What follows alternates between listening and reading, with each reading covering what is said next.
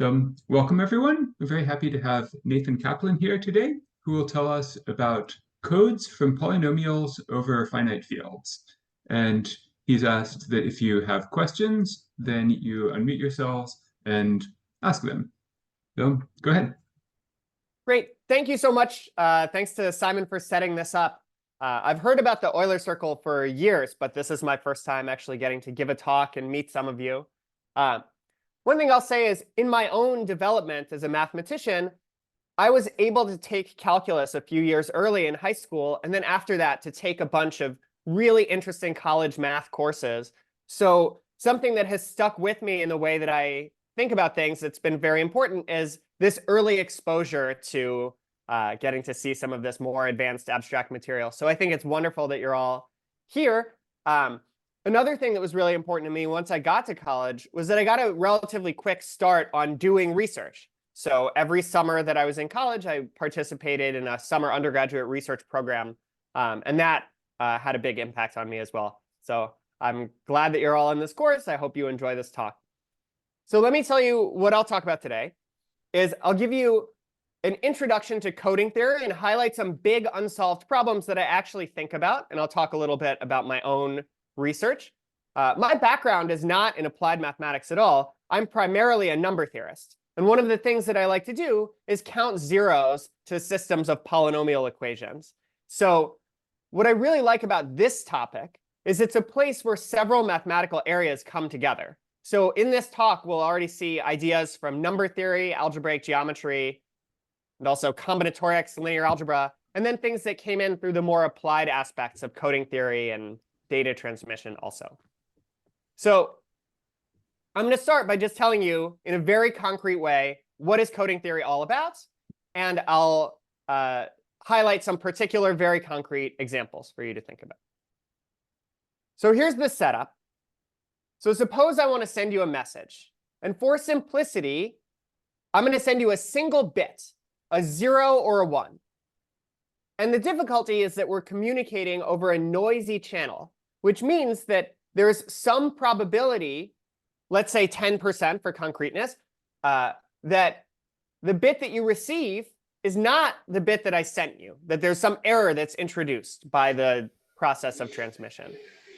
So for example, what happens if I send you a 0, there's a 90% chance that you receive a 0, but a 10% chance that this error is introduced and you actually receive a 1.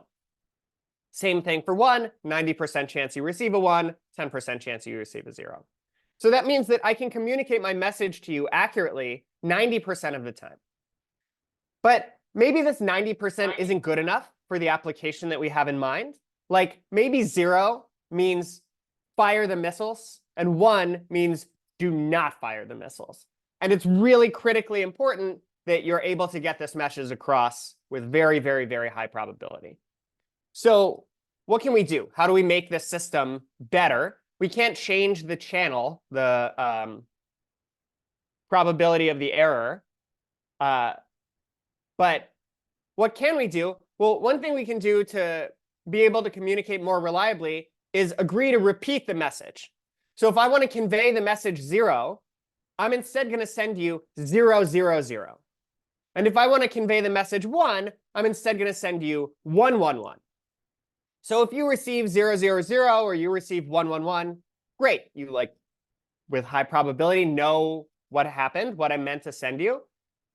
But the interesting question is, what happens if you receive a word that is not one of these two messages that we agreed upon? So if you receive 1, 0, 1, what do? Well, you can figure out the probability that I sent you 0, 0, 0 and you received 1, 0, 1, which would mean there's an error in the first bit, 1 out of 10. There's no error in the second bit, 9 out of 10. And there's an error in the third bit, 1 out of 10. So those errors are all independent in this model. So the probability that happened is 9 out of 1,000. And you can also compute the probability that I sent you 1, 1, 1 and you received 1, 0, 1. Or sorry, the probability you received 1, 0, 1 given that I sent you 1, 1, 1, which is 9 out of 10. The first bit's correct. The second bit's incorrect. The third bit's correct. So you get 81 out of 1,000. So that's not particularly likely, But given that you did receive 101, it's much, much, much likelier that I sent you 111 than it is that I sent you 000. So you would decode this message as say, OK, it's more likely that I sent you 111. The intended message was pretty likely to be 1. So how do you make this precise? Like, when does this actually work? This strategy gets you the correct message if there is 0 or 1 errors out of the 3 bits that you sent. So you can figure out how likely this is. So let's do this example. Well, the probability there are no errors is just 9 out of 10 cubed. And the probability there's exactly 1 error out of 3, well, you pick the location of the error. 1 out of 10 for the error, 9 out of 10 for the other bits. So what you get is 3 times 9 squared over 1,000. So you get 243 out of 1,000. You add these together, and with this scheme, the probability that you receive the message correctly goes up from 90% to 97.2%. And the problem is that there's a cost to this increased reliability. Maybe it's literally a cost. Like maybe it costs money to send data over this channel. But maybe it's something more like time. It just takes more time and resources to communicate. So one thing that you could ask is this idea of repeating your message. We talked about what happens if you agree to repeat it 3 times. But what if you agree to repeat it 5 times or 1,000 times or n times for any n? You'll get much more reliable communication, but there will be much more redundancy. So at a high level, one of the big questions in coding theory is how to manage this trade-off efficiently. How do we efficiently build redundancy into our set of messages so that we can identify and correct errors? So this is a good time for me to pause and ask if there are any questions. We OK so far? OK, so what I want to do next is define some terminology from coding theory that's going to help us to understand this question in a more abstract way. Oh, yeah. So the rate of error, I'll talk about that in a minute. So one of the things that you measure when you measure whether a code is good or not is how many messages you can send divided by some function of the length of the code. So how many things you have to send in order to convey a certain number of messages. OK, so this slide is dense, but I have examples showing the definitions. So I'm going to talk about coding theory by starting to talk about binary codes. So a binary code of length n is just a subset of the 2 to the n binary strings of length n. So strings of 0s and 1s of length n. So for example, this code that we already saw, 0, 0, 0, 1, 1, 1, that is a binary code of length 3 and size 2. And one of the things that gets coding theory going as a subject is the fact that there's a nice way to compare the distance between 2 binary strings of length n, which is called the Hamming distance. So the Hamming distance between 2 binary strings of length n is just the number of these n coordinates in which they are different. So for example, 0, 0, 0, 1, 1, 1, those 2 strings have distance 3, because they're different in all of the 3 coordinates. But the distance between 1, 0, 1 and 0, 0, 1 is just 1, because it's only the first coordinate where they're different.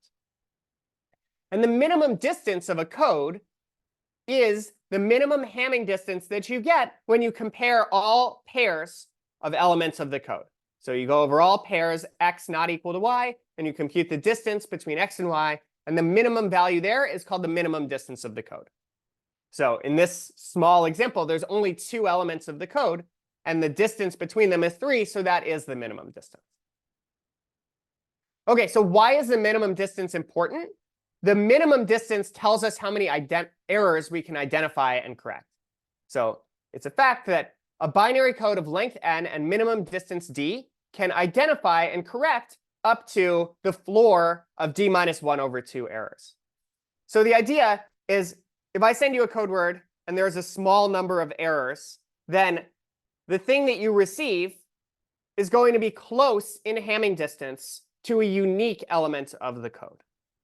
So I'm going to leave this to you to think about the details of how you would prove this, but this d minus 1 over 2, the idea is you start with a code word, you change d minus 1 over 2 things. You take that, you change d minus 1 over 2 things. You've changed at most d minus 1 things, so you can't have gotten all the way to another code word. OK, so if d is 3, that means that you can identify and correct one error. And that's what we saw before, that if you agree on this set of messages, 0, 0, 0, 1, 1, 1, if you transmit and there's one error or no errors, then you would decode to the correct message. So what do we want? We want to be able to communicate lots of different messages, but we also want to be able to identify and correct lots of errors. So we want codes that have large size and also have large minimum distance. Yeah, so what does it mean for, there's a good question in the chat. What does it mean for a code to correct an error? That means if I send you some element of the code, those are our agreed upon set of messages that we'll transmit, and there is an error in the transmission. So one of the bits is flipped from a 0 to a 1 or a 1 to a 0. Then when you receive this message, that when you receive whatever was transmitted, you'll be able to say, this is not one of the code words that we agreed to send. There must be an error somewhere. Where is it? So you can find the error, and then you can correct that error and say, aha, the closest code word to the thing that you sent me is this one. So you'll be able to say, with high probability, you intended to send me this code word, but there was an error in this spot, and I'm just going to flip the bit in that spot and interpret the correct message. OK. Other questions? OK. So what do we want? We want codes of large size, and we want codes with large minimum distance. But the problem is these two goals are clearly in conflict with each other. So you can come up with pairs of binary strings that have very large distance between them. Like maybe they're different in all n of the bits. But you can't come up with large subsets so that any two of them are different in very, very many bits. If you have a large number of strings, there have to be some strings that are close together. OK, so how do we actually manage this? So I'm going to define this function that I'll then talk about for a few slides. So A2 ND is the maximum size of a binary code of length n that has minimum distance at least d. OK, I'm going to say the same thing in a slightly different way.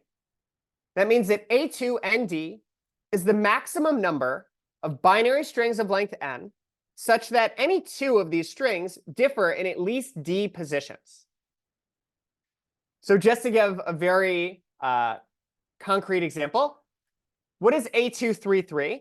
It's the maximum size of a binary code of length 3 so that any two of the elements of the code differ in at least 3 positions. So there's only 3 positions.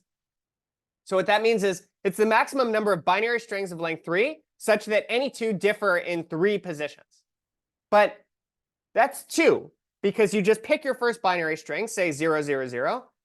If you want another binary string that's different in all 3 positions, you don't have any choices. There's only one of them, is 1, 1, 1. So you pick 0, 0, 0, you pick 1, 1, 1. And now if you try to write down any other binary string of length 3, it's either going to be exactly the same as the first code word or the second code word in the first coordinate, for example. So the same idea tells you that A2NN is exactly 2. So I saw this referred to in a paper of Scriver as the main problem in combinatorial coding theory is just to compute values of this function. So this function is hard to compute. So we would like to compute it exactly when we can. And if we can't compute it exactly, we'd at least like to understand upper and lower bounds for this function. So let me give you an example of what I mean here.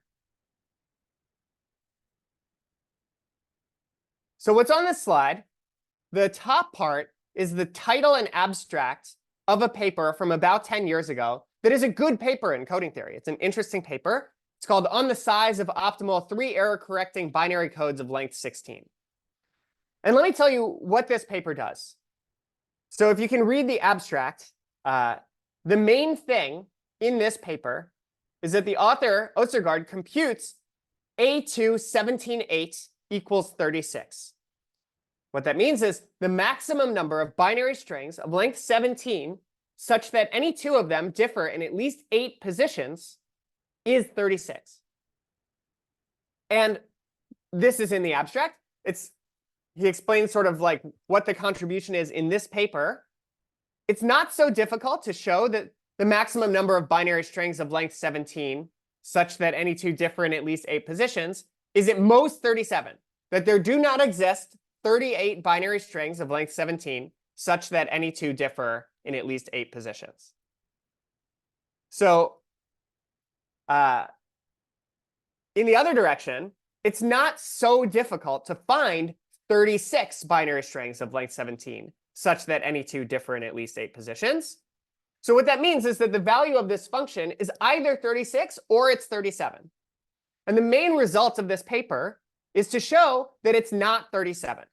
That any collection of 37 binary strings of length 17 contains two strings that differ in at most 7 positions.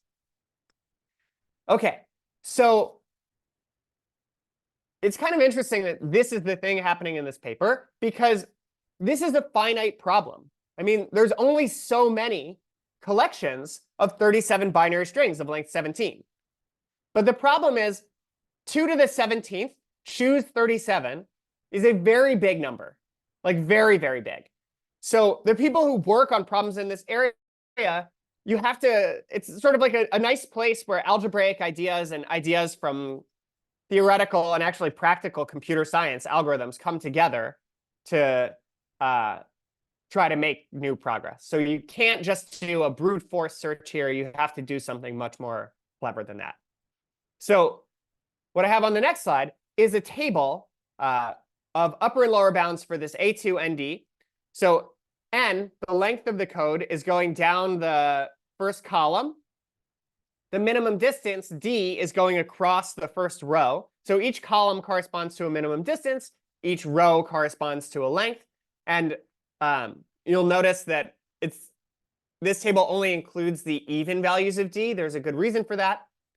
So for the eagle-eyed among you in the audience, you might be able to see, like, right in the middle is in the row for 17 and the column for 8, you see the 36 that comes from Ostergaard's paper. So one thing you could do is just take the first entry in this table where the value of this function is not determined exactly. There's a lower bound, there's an upper bound, and see if you can improve either one. So what's the first entry here that's not determined? In some sense, it's 17.6. So what is A2 17.6? In this entry, there's a lower bound of 258 and an upper bound of 340. And if you could make little improvements in either direction, that would be interesting to the coding theory community. So what I like about this problem is it's pretty straightforward to understand exactly what the problem is asking. But yeah, but it's challenging to actually make progress on these kinds of questions. Yeah, OK, is there a question? Yeah, so when I look at the d equal to 6 column, I see like powers of 2. We have 256, 512, 1024, but then we suddenly get to 2560 and 17,920. I don't know why those numbers are being placed between consecutive powers of 2. Yeah, that's a great comment. So the values that give you powers of 2 are, I mean, I don't know this 100% for certain, but the values where you see powers of 2, it's that the codes that have this maximum size have some additional algebraic structure. That is, they're not just subsets of binary strings of length n, but they actually have like an additive structure to them. So I'll talk about that in a second. We don't always see that. Like this 36 is between 2 entries where there's powers of 2. But yeah, you could ask about like when is it the case that the largest of these codes with these parameters, these values of n and d, actually have this additional like linear structure where you can add code words together in some sense. So I'll talk about that in a slide or two. Yeah, great question though. Other questions? Okay, so this is a good point to take a little pause. I've talked about this problem of trying to understand this function that measures, the largest codes that we can construct that have some properties to them, like length n and correct a given number of errors. But I haven't said anything about where these codes actually come from. And the main focus of the rest of this talk is I want to talk about families of codes that come from algebra, that come from evaluating polynomials at the entries of the elements of a finite field. So I'll talk about one of the very classic families of error-correcting codes. If you take a course in coding theory, one of the first big examples you'll see are these Reed-Solomon codes. And then I want to tell you about my favorite conjecture, which is called the MDS conjecture, or the main conjecture for MDS codes. All right, so this next slide is also quite dense, but it's very similar to the one that we saw before for binary codes.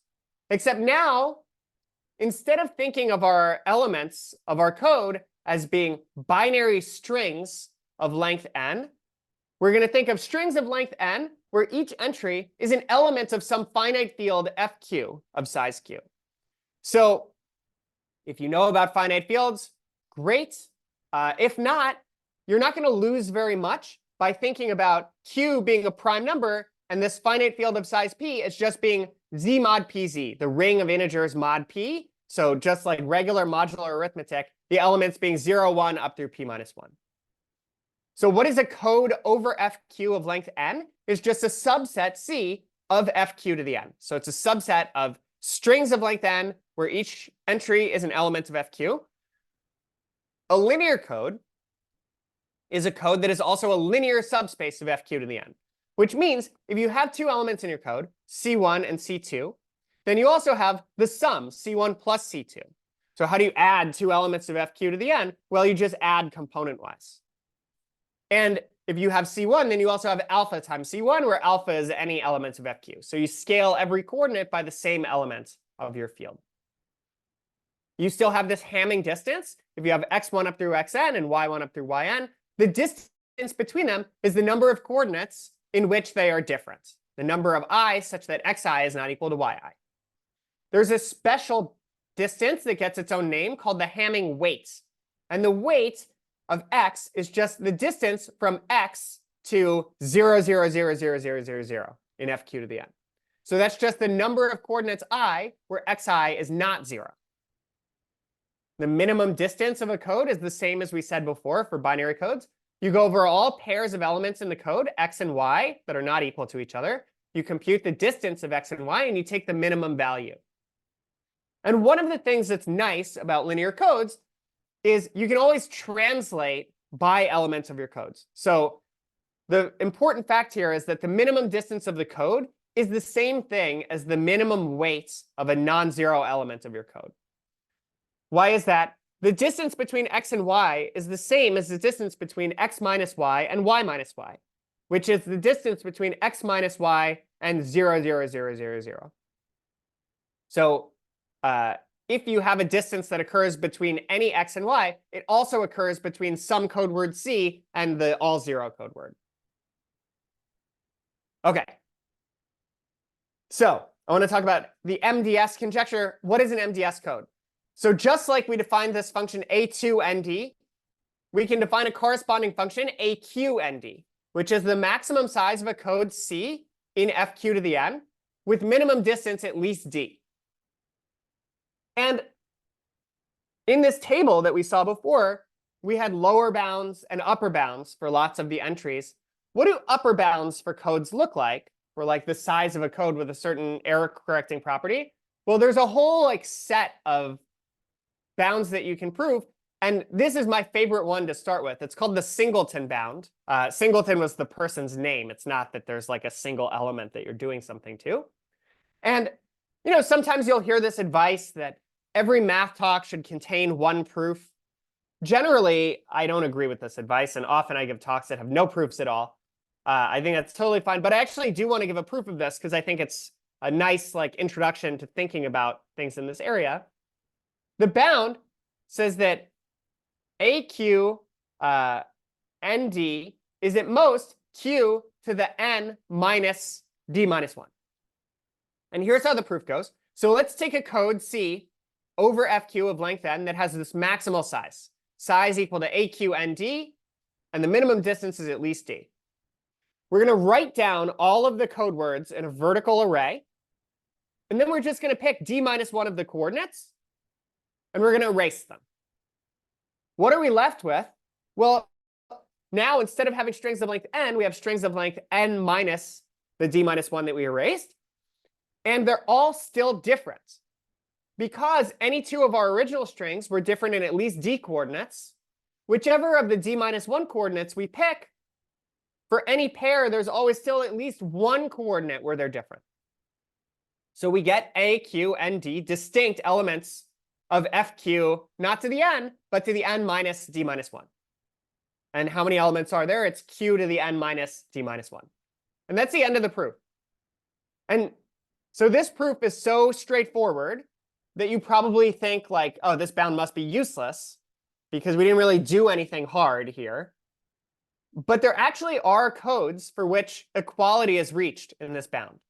So a code with that property is called a maximum distance separable, or MDS code. Maximum distance separable, like the code words are as separated as they can be given the distance. OK.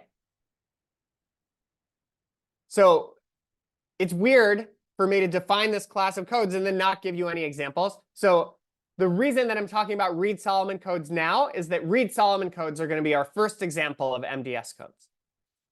And where do these codes come from? They come from evaluating polynomials over finite fields. So what we're going to do is choose some fixed ordering of the elements of FQ, P1, P2, up through PQ. It doesn't matter which ordering we pick. We're just going to choose one and stick with it. So remember, like, if you're thinking about FQ as being Z mod PZ, you can choose 0, 1, 2, up through P minus 1 in order, for example. But you don't have to make that choice. Then what we're going to do is consider all the polynomials in a single variable x with coefficients in this finite field FQ that have degree at most d. So we're going to take this space of polynomials, this set of elements, and we're going to define an evaluation map. So we're going to take in a polynomial f, and we're going to send it to f of p1, f of p2, f of p3, up through f of pq. So we take a polynomial, and we send it to its evaluation at each of these q elements of fq. So a polynomial goes to a string, an element in fq to the q. And it's not so difficult to check that if you evaluate the polynomial f plus g, what you get is the same thing as if you had evaluated f, evaluated g, and then added together those two elements of fq to the q. Similarly, if you evaluate a scalar times a polynomial, you get that scalar times the evaluation of f. So what this tells you is that the image of this map is a linear code. So this is the Reed-Solomon code of length q and order d. So it's sometimes called RSQD. And you want to know, like, how big is this code? We want codes that are large and have good error correcting properties. So let's talk about, do these codes have good error correcting properties? Are they large? So as long as there's no non-zero polynomial that vanishes at every element of fq, as long as there's no polynomial f that gets sent to 0, 0, 0, 0, 0, this map is injective. So the size of the image is the same as the size of the domain. So that means that the dimension of this Reed-Solomon code, the dimension of the image, is the dimension of this space of polynomials. One of these polynomials is determined by d plus 1 coefficients. So the dimension of this space is d plus 1. So you have to be careful here, because x to the q minus x does vanish at every element of fq. So you have to be careful with the degree. This map is not injective for every value of d. But if Q is bigger than D, then this map is injective. So from now until the end of time, I want to assume that Q is bigger than D. Okay. That was a lot. Let me tell you, these Reed-Solomon codes are MDS codes. They have this maximum distance separable property. Why? There's only one algebraic fact that we're going to want to use. It's that if you have a polynomial with coefficients in a field, and the degree is D, then it has at most D distinct roots in F. So I've taught the core graduate algebra class at UC Irvine a bunch of times, and I can see exactly where this is in the algebra textbook. I won't say, okay, I'll just say out loud. How do you prove this? The idea is that if a polynomial F vanishes at some element alpha in your field, you show that that's equivalent to saying that x minus alpha divides the polynomial in f bracket x. So roots of a polynomial correspond to linear factors. Okay. Yeah, so when I say vanishing at a point, I just mean that you take this polynomial and you evaluate it at p1 and you get 0. I'm just saying that f of p1 is 0, is what I mean to be vanishing at p0. So yeah, hold on. Right, I just mean that x to the q minus x equals 0 for every element alpha in your field. One way to think about that is if your finite field fq is z mod pz, this is basically the same thing as Fermat's little theorem, that a to the p minus 1 is congruent to 1 mod p.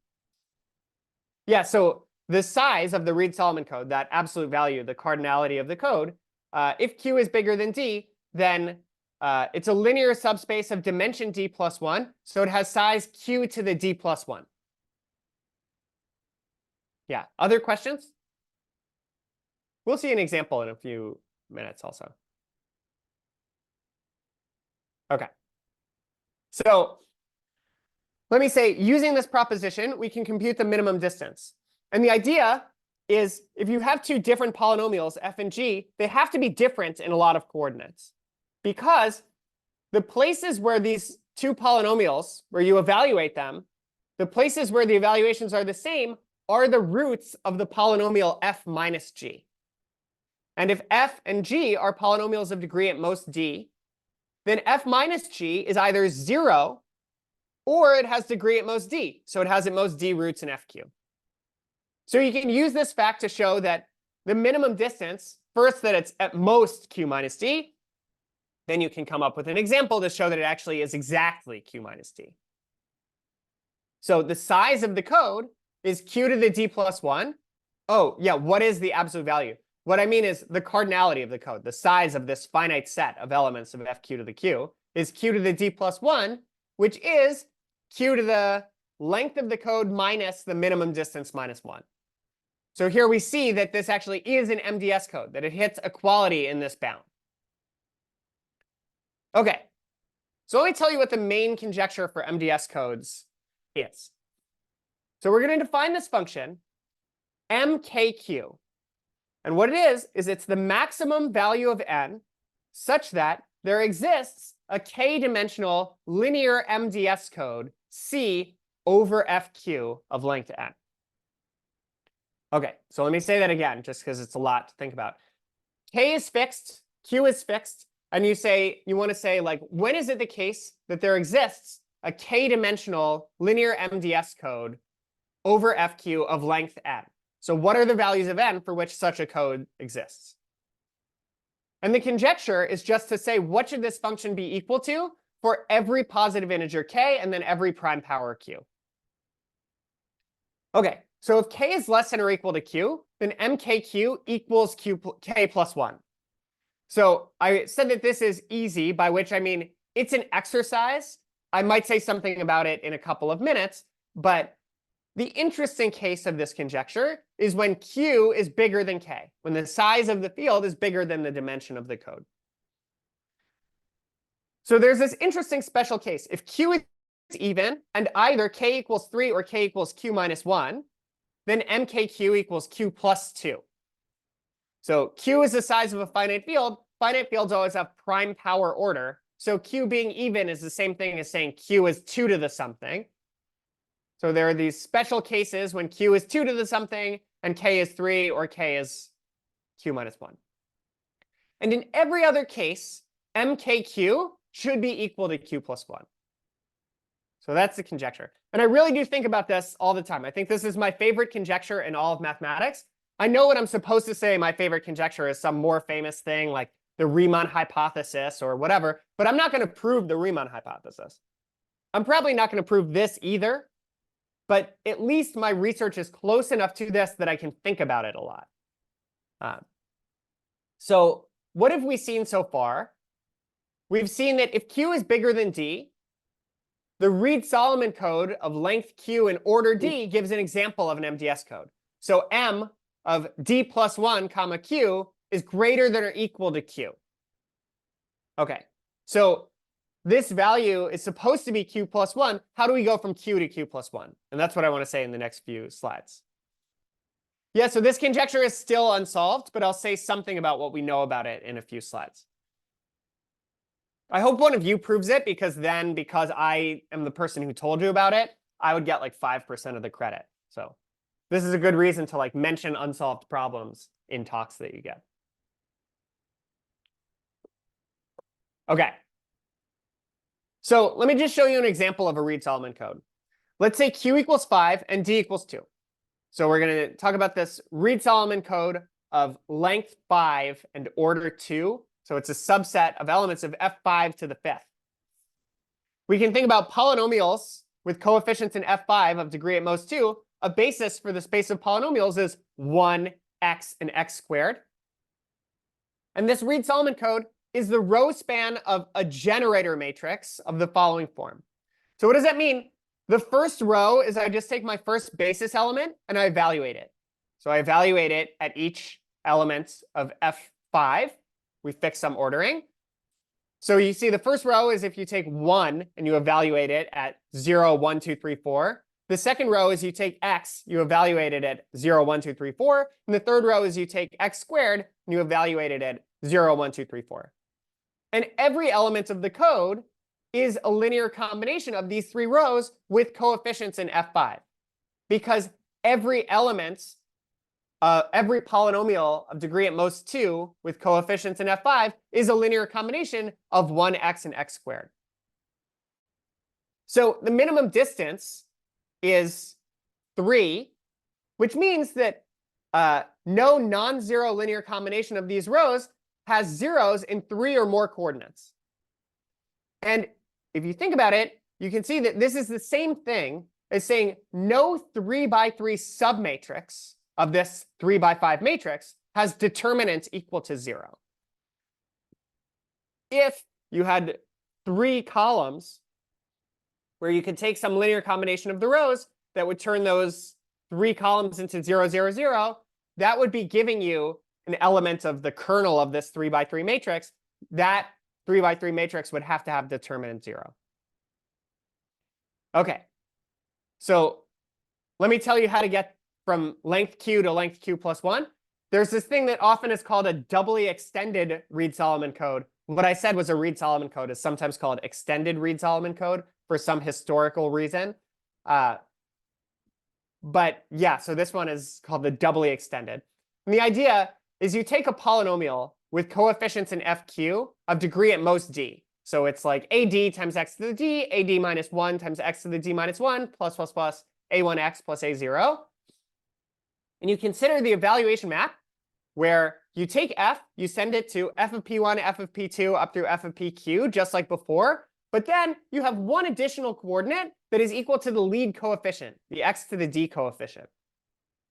For the same reason as before, the image is a linear subspace of fq to the q plus 1. And if q is bigger than d, this map is injective. And the dimension is d plus 1, the dimension of the image, this linear code. The image is still an MDS code.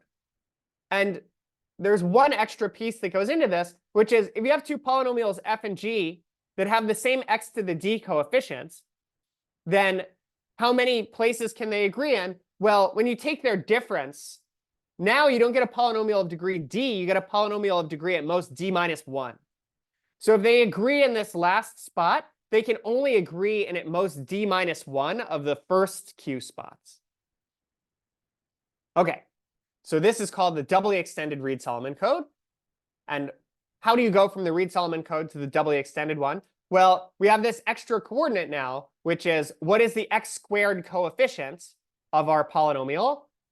So we've appended a last column here, 0, 0, 1. 1 has x squared coefficient 0, x has x squared coefficient 0, and x squared has x squared coefficient 1. So same idea as before. Every element of this code is a linear combination of these three rows. No non-zero linear combination has zeros and 3 or more coordinates. None of the 3 by 3 submatrices of these 3 by 6 matrix has determinant 0. The image is a 3-dimensional linear MDS code in F5 to the 6th. OK, so I'm going to say this is an exercise, by which I mean I don't want to do it right now. But that's the best you can do. That there is no example of a 3-dimensional MDS code, linear MDS code, in F5 to the 7th. That q plus 1 really is the optimal value here. So length 6, there is none of length 7. And that lets us conclude that this function m35 is 6. OK, so you can think about how you might try to prove that. I want to take a minute and take a step back and talk about, like, what is this MDS conjecture really all about? So a k-dimensional linear code, C, is a k-dimensional linear subspace of this vector space, fq to the n, this vector space of dimension n over fq. And a vector space has a basis. So you can choose k elements of this linear code such that every element of your linear code is a linear combination of these k basis elements. So you take those basis elements, you write them down as the rows of a matrix. And it's just true that every k-dimensional linear code is the row span of a k by n matrix. Such a matrix is called a generator matrix. And you can see whether the code is an MDS code by looking at this matrix. So being an MDS code is equivalent to saying that no non-zero linear combination of the rows of this matrix has at most k minus 1 coordinates, has k or more coordinates equal to 0, which is equivalent to saying no k by k submatrix has determinant 0. So what is this function asking about? mkq is the maximum value of n such that there exists a k-dimensional linear MDS code C in fq to the n. But that's the same thing as saying it's the maximum value of n for which there exists a k by n matrix with entries in fq such that no k by k submatrix has determinant 0. So I really thought, when I was thinking about this talk, about having this be like the first slide or the second slide, where you can just ask this question that's about linear algebra. It's about matrices and determinants of submatrices. You have to think about matrices with entries not in the real numbers, but in a finite field like Z mod PZ or FQ more generally. But this is a question that I think you can start to really think about. You fix K and Q, and you want to know, what is the largest n? What's the maximum number of columns for which there exists a K by n matrix with entries in FQ such that none of the square K by K submatrices has determinant equal to 0? So this is equivalent to this MDS conjecture that I find so fascinating. So the last thing I want to do about this conjecture is just tell you, what do we know? So here's the conjecture again. The doubly extended Reed-Solomon codes tell us that when D is bigger than Q, MD plus 1Q is greater than or equal to Q plus 1. So we're seeing that for almost all parameters, K and Q, the answer is at least Q plus 1. How do you show that it's always exactly Q plus 1? You have to show that it's not greater than or equal to Q plus 2. And there's a lot of partial progress on this conjecture. And the biggest piece of partial progress is that there's a paper from almost like 10 years ago now of Simeon Ball that shows that the MDS conjecture is true when Q is prime. That the case that's still open is when FQ is a finite field of prime power order that is not prime. So I had said earlier, you're not going to lose much thinking about Q being prime, and so your finite field being Z mod PZ. This is a place where the distinction really, really matters. OK. Let me pause and ask, are there questions at this point? With my last 15 minutes or so, what I want to do is talk about sort of a different direction you could go in. So that's sort of the end of the MDS part of this. Yeah. Yeah, I'll say that one of my projects for the summer is I'm planning on writing up a survey article about the history of this conjecture and what's known about it. So hopefully one day soon you can read it. OK, so the last big thing I want to talk about is another family of codes that come from evaluating polynomials over finite fields. And we've talked about Reed-Solomon codes, which come from evaluating polynomials of degree at most d in one variable. Reed-Muller codes are the analogs of these codes, where you now can take polynomials not just in one variable, but in 2 variables or 3 variables or n variables. So here's a slide, which is kind of busy. But the idea is that it's completely parallel to the slide we had earlier about Reed-Solomon codes. So this is what a Reed-Muller code is. So you take fq to the n now, not just fq, but fq to the n, and you fix an ordering of the points, p1, p2, up through pq to the n. We're going to take this space of all polynomials in n variables, x1 up through xn, of degree at most d. And we're going to define an evaluation map like before. You take a polynomial f, and you send it to f of p1, f of p2, f of p3, up through f of p q to the n. So a polynomial gets sent to an element of fq to the q to the n, a string of length q to the n, where every coordinate is an element of fq. For the same reason as before, the image is a linear code. And as long as there's no degree d polynomial vanishing at each element of fq to the n, so that every element of fq to the n, you evaluate it, you get 0. As long as that doesn't happen, this map is injective, and the dimension of the image is the same as the dimension of this space of polynomials, which is n plus d choose d. That's a little exercise to think about how many polynomials there are of degree at most d in n variables.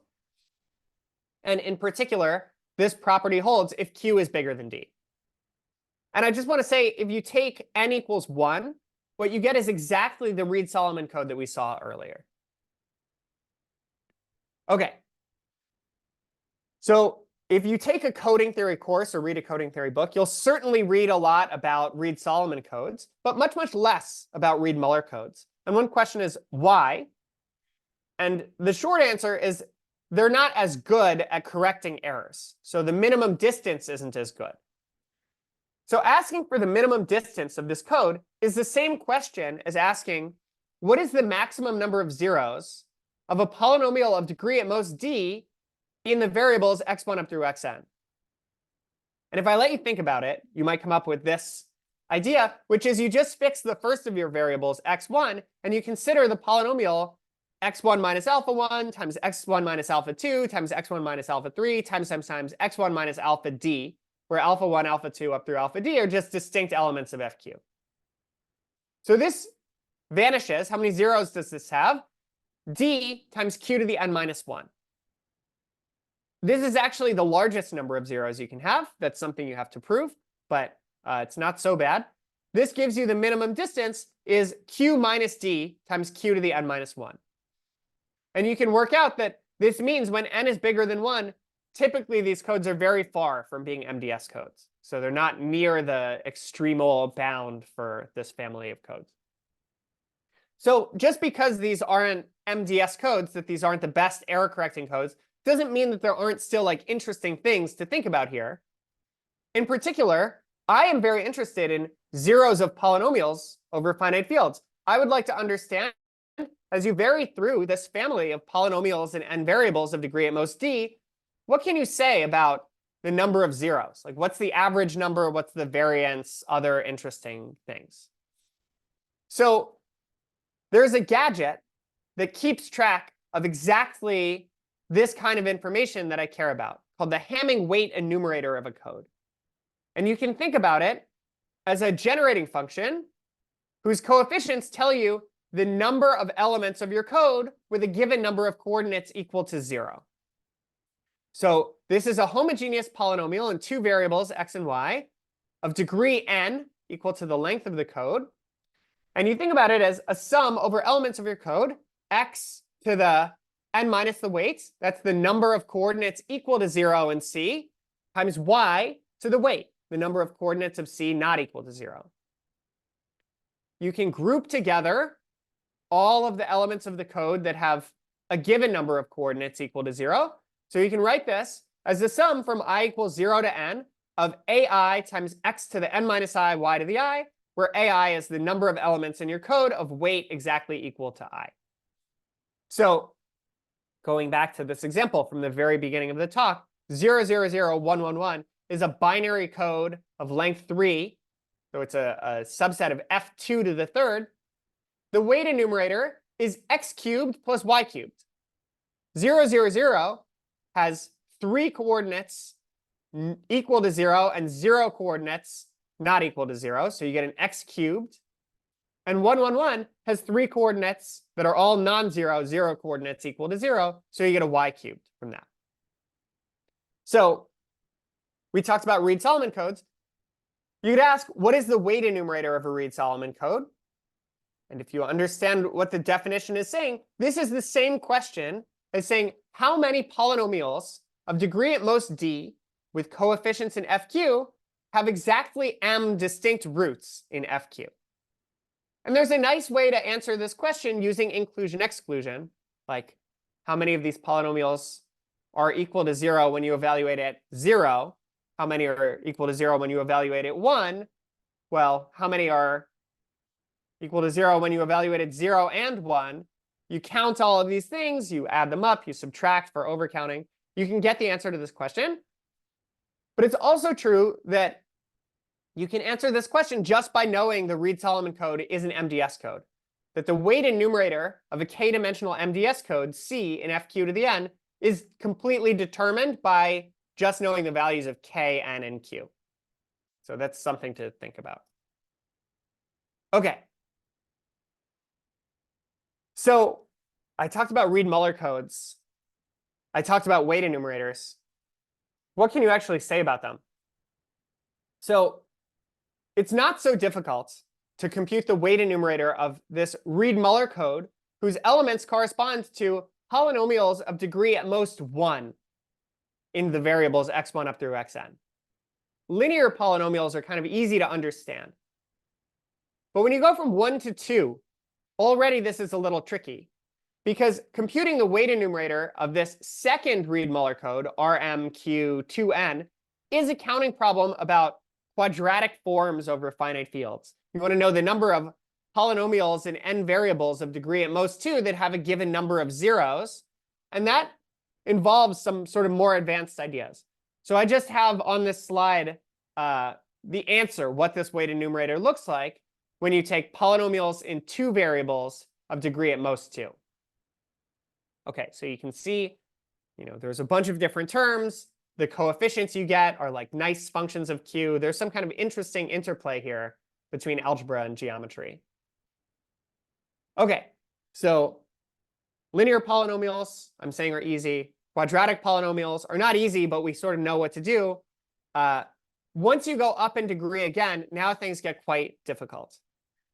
So a next good example is, let's think about polynomials of degree at most 3 in 2 variables, x and y. And if you want to understand the weight enumerator of this Reed-Muller code, you have to understand how many polynomials of degree at most 3 in x and y have exactly m zeros. And this is very closely related. It's not exactly the same question, but it's very closely related to asking about the cubic curves that are defined by setting f of xy equal to 0, and how many points there are on those cubic curves. And this leads directly to the theory of elliptic curves over finite fields. So a smooth cubic curve that has a rational point defines an elliptic curve. I don't want to say exactly what that is, but you get led to this question about counting these isomorphism classes of elliptic curves with a given number of points. But you can think about it very concretely. This is very close to asking, for how many pairs A and B in your finite field FQ does the equation y squared equals x cubed plus ax plus b have a given number of solutions? Have exactly, say, like q plus 5 solutions or q minus 3 solutions or whatever. You pick your favorite number, and you want to know, as you vary over all these pairs of A and B, how many times do you get a fixed number of zeros? And what I'll say is we know the answer to this question. This sort of comes out of some like really beautiful mathematics from the first half of the 20th century, the theory of complex multiplication. And the answer involves ideal class numbers of orders and imaginary quadratic fields. So this coding theory problem leads into this direction that has connections to elliptic curves, algebraic number theory, things like that. So what I'll say is, if you believe me, and you put all of this together, and you get the weight enumerator of this Reed-Muller code. So this is known now. And one of the things that I spend a lot of time thinking about with one of my graduate students at UC Irvine is what happens when you try to go even a little bit further. And you go from thinking about polynomials of degree at most 3 to polynomials of degree at most 4. So on the next slide, I'm going to show you some things. I'm not going to define everything carefully, but the idea, then it's the next slide where I'll show you the picture.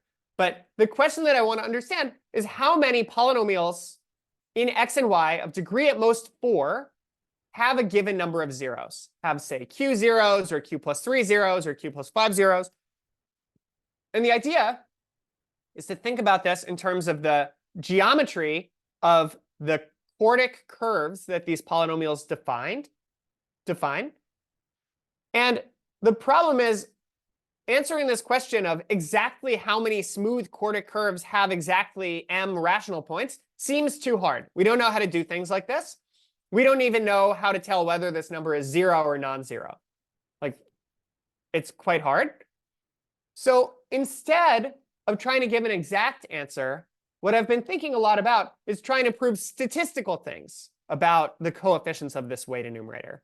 Like, if you have a quartic curve, what's the average number of points on this curve? What's the average number of zeros of polynomial of degree at most 4 in x and y? And then once you know the average, what's the variance? Or what are the higher moments?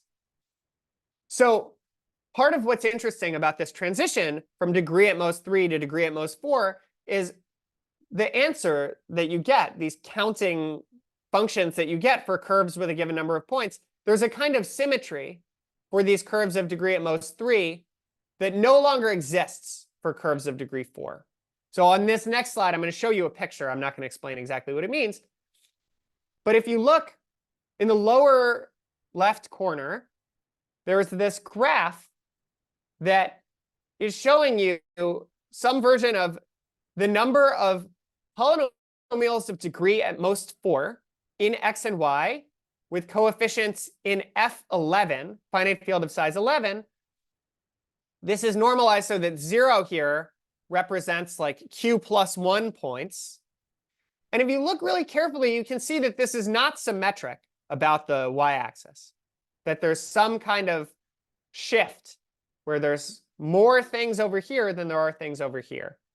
And this second picture is just measuring the value at t and the value at negative t.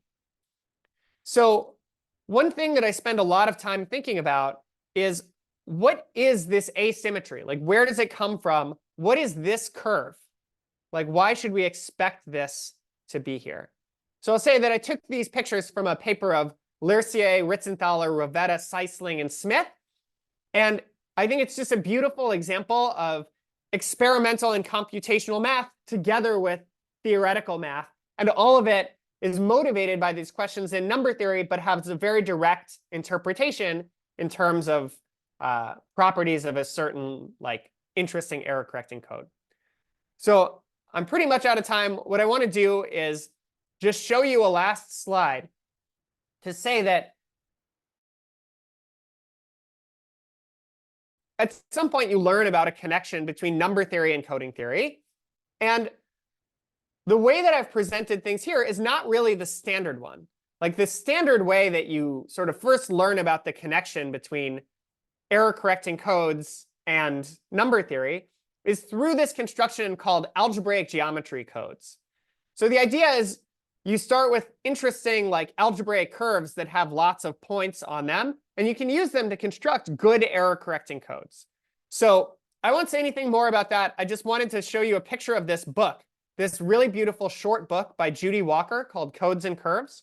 What's great about it is it doesn't assume you know anything about coding theory beforehand, and it doesn't assume that you know anything about algebraic geometry. But by the end of this like 100-page book, it gives you a little bit of each and describes this construction where you use ideas from algebraic geometry to help construct interesting examples in coding theory.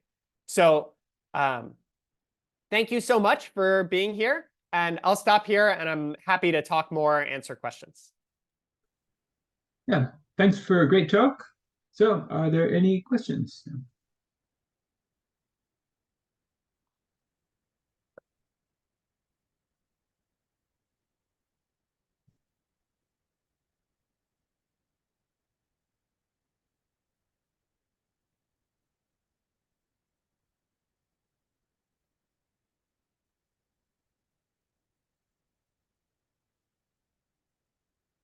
If you have questions, you can feel free to unmute and ask them. So I think in like one of the previous slides you were mentioning that quartic curves are kind of like it gets more challenging once you get to degree 4.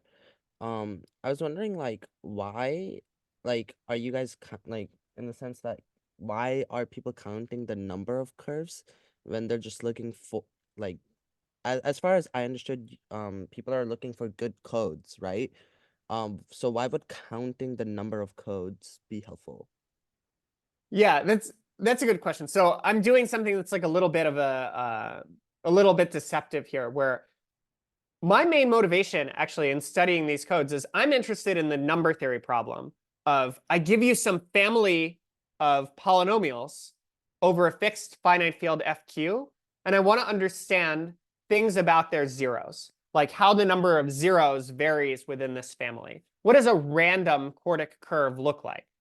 Like what can you say about, if you pick a random, here's one way to think about it. If you pick a random polynomial in two variables, x and y, of degree at most 3, and you count the number of pairs x and y in FQ so that you get 0, so the number of zeros of the polynomial, what is the probability that that number of zeros is even versus odd? Right? So things about like how are these numbers distributed?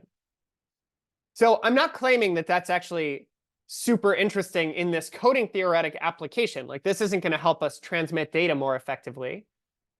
But it is helpful to actually phrase this as a problem in coding theory and then use techniques from the theory of error correcting codes to help try to solve this number theory problem that we don't know how to solve otherwise.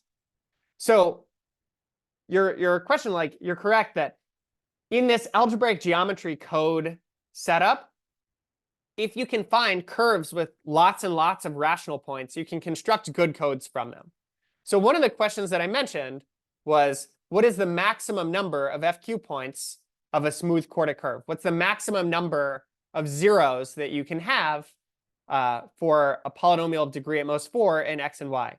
This question, I think, would be kind of interesting for coding theory people. But I don't actually have any ideas about how to like solve that kind of question. But I do think that by saying something about statistical about the number of curves that have a given number of points, you can start to understand these curves that are kind of like outliers that are far away from the average. So yeah. Does that at least kind of move in the direction of your question? I know I didn't answer it. Yeah, it does. Yeah, it does. Oh, but I guess now it's like when you say statistical, because usually like when you think like from like at least me, when I think of like statistics, I feel like it usually involves sampling, right? So how would you even sample curves? Because aren't there like infinitely many, right? How Oh, do you yeah. sample? Well, there are not infinitely many where the coefficients of your polynomial defining the curve are in this finite set, this finite field of size q. So like if you take polynomials of degree at most 3, such a polynomial is defined by 10 coefficients. And if Yeah. you have q choices for each one, there's q to the 10th of these polynomials. You want to know like how many zeros there are. For fixed q, you compute these things, and then you say like how does it vary as a function of q? So for example, Yeah. Mm-hmm. you could say how many of these polynomials in x and y of degree at most 3 have exactly q plus 2 zeros. So for each q, you get some answer. Is that answer a polynomial in q, or does it involve some other like more complicated things about q? Does it depend on some properties of your field? So part of what I like here is trying to understand if you have some counting problem that has some instance over every prime p or every finite field fq, how does it vary as a function of p or a function of q? Like where are the boundaries between counting problems that have a polynomial answer, counting problems that have some answer that's not a polynomial, but maybe like involve other interesting arithmetic things like class numbers of orders in quadratic imaginary fields, whatever that is. And then problems where giving an exact answer for every prime p are hopeless. And the best that we can do is ask for like asymptotic kinds of answers. So yeah, so that's one thing I find very interesting here. And let me just say, in the statistical version, like trying to answer what does it mean to do statistical properties, I have something very specific in mind, which is you have this finite set of curves, this finite set of polynomials. Each one has some number of zeros. I want to compute things like the average. Okay, sum up the number of zeros divided by the number of polynomials. Great. And then I want to compute like the variance, which is more or less you sum up the number of points minus the average number of points squared, the number of zeros minus the average number of zeros squared, and divide by the total number. And then I want to do higher degree versions of that. So sum over all of the polynomials, the number of zeros minus the average raised to, say, the 4th power, or the 6th power, or the 10th power. So these higher moments. And there is some boundary where for small exponents, those kinds of things will have polynomial formulas. But for larger exponents, the formulas will start to look like hopelessly complicated.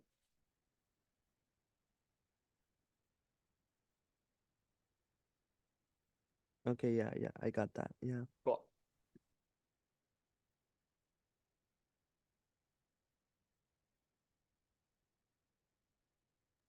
Are there any other questions?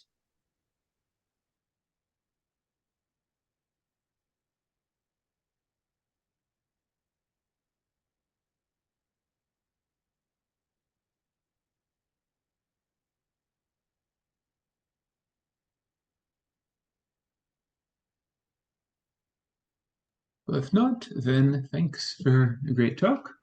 And we'll end this part of the class now. And I'll see you in the next session tonight.